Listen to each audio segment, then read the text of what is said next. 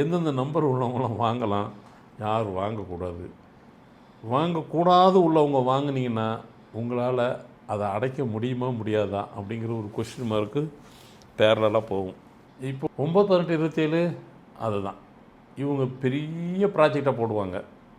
நீங்கள் போட்ட project success ஆகிடுச்சுன்னா ஓகே. ஆனால் 100% லோனாக எடுத்து பண்ணிங்கனாக்கா சக்ஸஸ் ஆகாது. அது எல்லாத்துக்கும் பொருந்தும், உங்களுக்கு ரொம்பவே பொருந்தும்.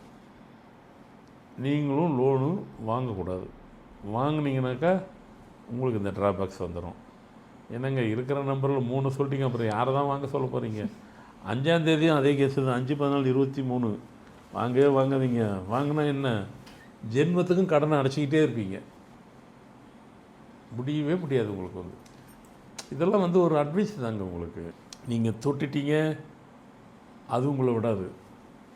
உங்கள் ஜென்மத்துக்கும் லோன் வாங்கிட்டே இருக்கணும், அடைச்சிக்கிட்டே இருக்கணும்.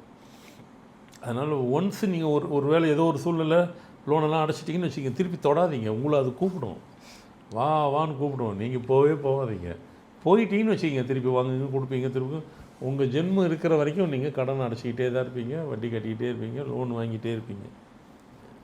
ஸோ இதில் எவ்வளோ பேருக்கு என்ன நான் புரிகிற மாதிரியே தான் பேசியிருக்கிறேன், புரியாத மாதிரி பேசலை. ஆனால் உள்ளுக்குள்ளே சில சப்ஜெக்டையும் உள்ளே இருக்குது.